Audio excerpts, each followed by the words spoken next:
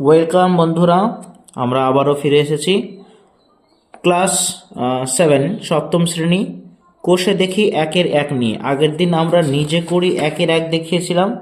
আজকে তোমাদের দেখাচ্ছি কোষে দেখি একের এক, পেজ নাম্বার 4, পেজ নাম্বার 4, অধ্যায় 1। তো দেখো, প্রথম অঙ্কটা কি বলেছে, সিতারা বেগমের ফলের দোকানে 60টি পেয়ারা ছিল। তিনি তার মোট পেয়ারা 1/4 বিক্রি করলেন। তার কাছে আর কতগুলি পেয়ারা পড়ে রইল? দেখো দেখো 1 নম্বর, কোষে দেখি একের এক, এক পেয়ারা ছিল,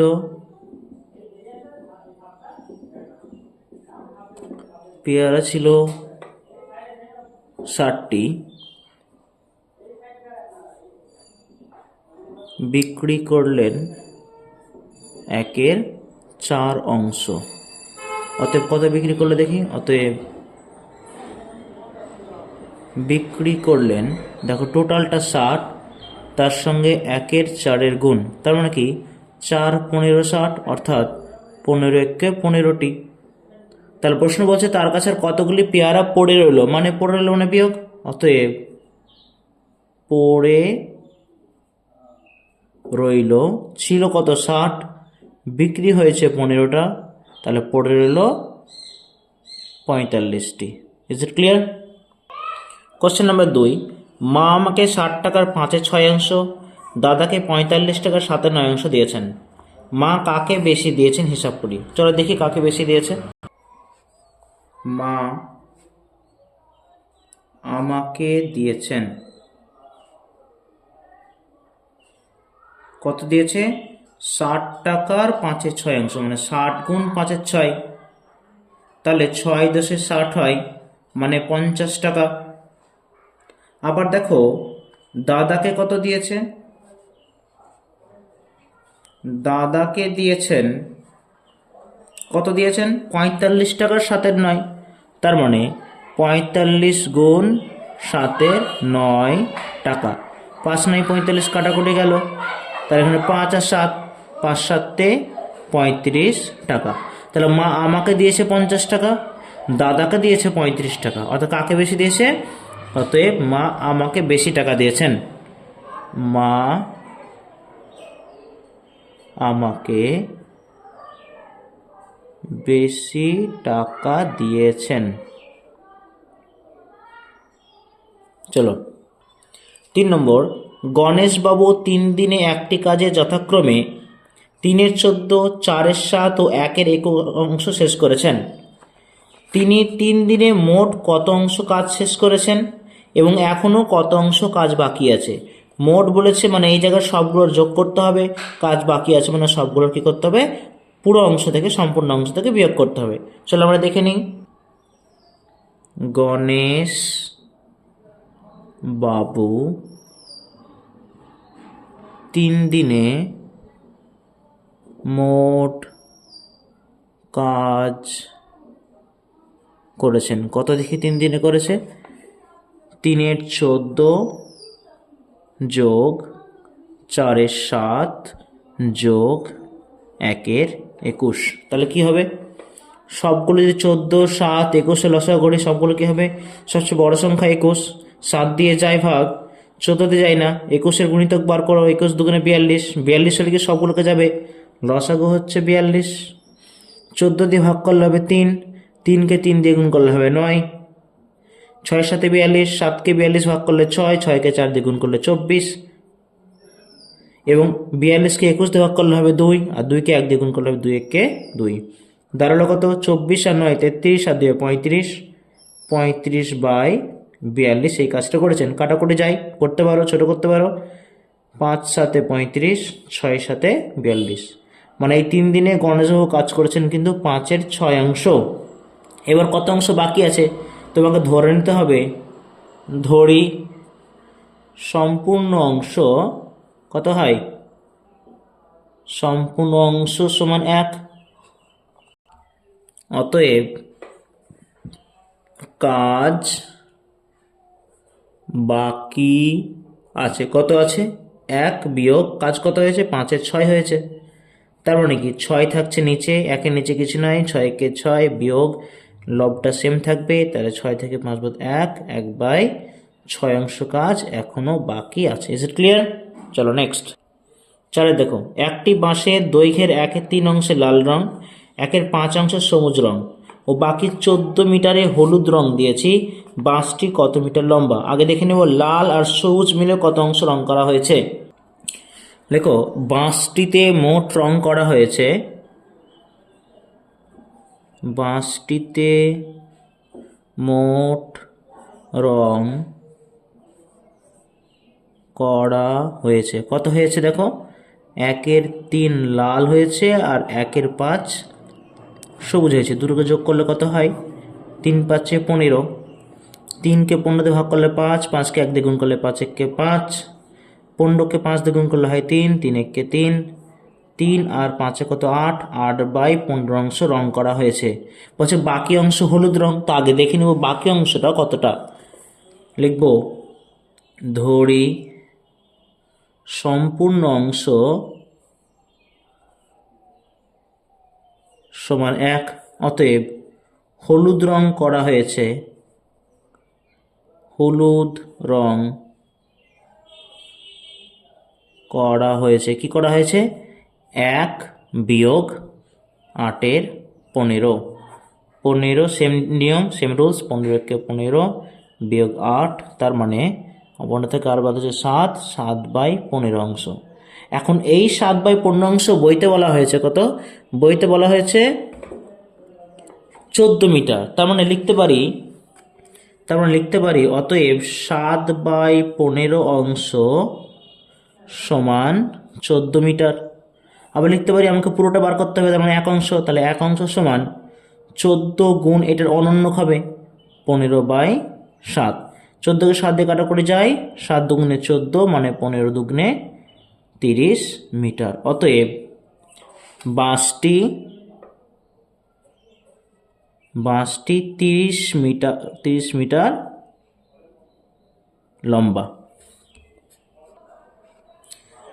5টা দেখো, একটি খাতার দাম 6.50 টাকা হলে 15টি খাতার দাম কত? তাহলে একটির দাম যদি এত হয় নিশ্চয়ই 15টা দাম বেশি হবে, তাহলে কি করতে হবে? গুণ করতে হবে। চলো দেখে ফেলি। 5 দেখো, একটা খাতার দাম হচ্ছে 6.50, তাহলে 15টা হলে গুণ হবে, আমরা ডিরেক্টলি গুণ করে দেব।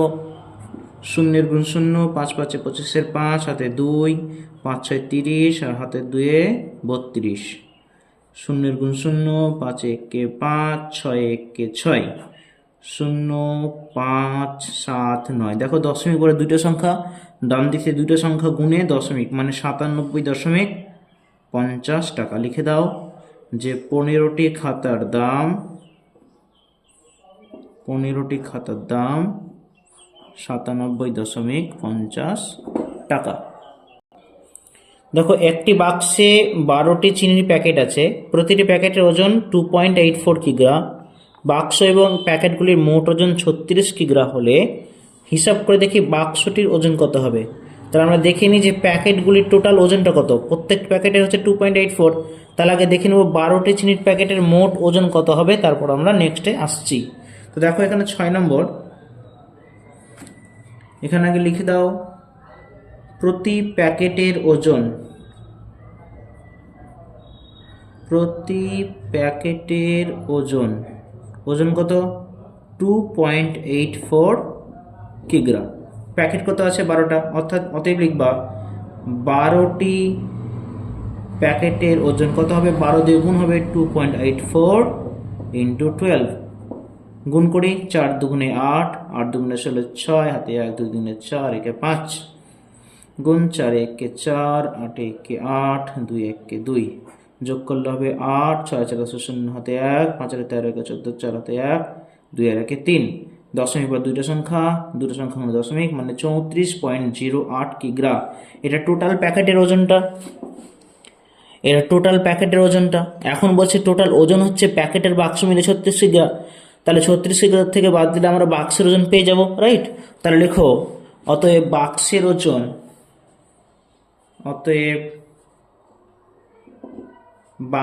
ওজন 36 থেকে বাদ হবে 36 বিয়োগ 34.08। এখানে কিছু নেই, দশমিক পরে আমরা 0 এক্সট্রা নিয়ে নেবো, এটাকে বিয়োগ করব। কি আসছে দেখো, 10 থেকে 8 বাদ হবে 2, 10 থেকে 1 বাদ হবে 9, 6 থেকে 5 বাদ 1, তাহলে 1.92 কিগ্রা, 1.92 কেজি। 7 নম্বর বলা আছে 1 বস্তা চালের পরিমাণের 0.75 দাম 1800 টাকা হলে তার 0.15 দাম কত হিসাব করি। খুব সিম্পল, এটাকে আগে ভগ্নাংশ করে না, তোমার অ্যান্সারটা খুব তাড়াতাড়ি বেরিয়ে চলে আসবে। দেখো 7 নম্বর কি 1 বস্তা চালের পরিমাণ এত অংশ দাম 1800 টাকা।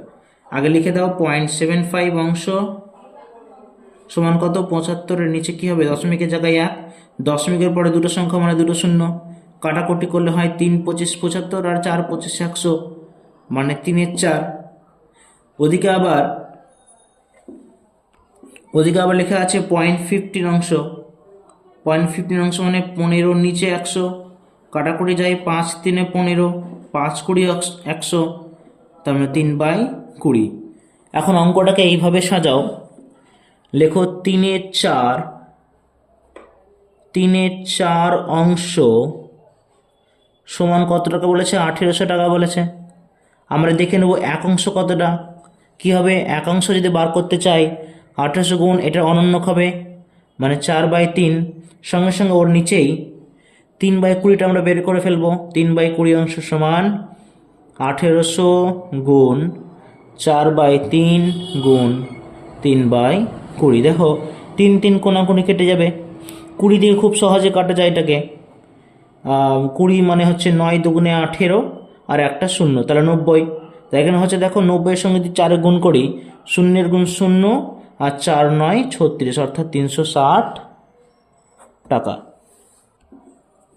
8 নম্বর দেখো, অনিতাদি তার জমির পরিমাণের অর্ধেকের 7/8 জমির পরিমাণে অর্ধেকের 7/8 অংশ নিজের ভাইকে দিয়েছেন এবং বাকি জমি 3 ছেলেকে সমান ভাগে ভাগ করে দিলেন। প্রত্যেক ছেলে কত অংশ জমি পেল দেখো। অর্ধেক জমি, অর্ধেক কোনটাকে বলছি, 1/2, তাহলে অর্ধেক জমি হচ্ছে 1/2 অংশ। তার উপর বলেছে অর্ধেকের 7 অংশ ভাইকে দিয়েছেন, অতএব ভাইকে দিয়েছেন 1/2 গুণ 7/8। কোনাকুনি কাটাকুটি যাচ্ছে না, ওপর নিচে যাচ্ছে না, মানে গুণ করে দেবো, 7 1 7 আর নিচে 8 2 16, 7-এর 16 অংশ তিনি ভাইকে দিয়েছেন। এরপরে বলেছে বাকি জমি তিনি 3 ছেলেকে ভাগ করে দেন, তাহলে দেখে নেব যে বাকি জমি কতটা আছে। অতএব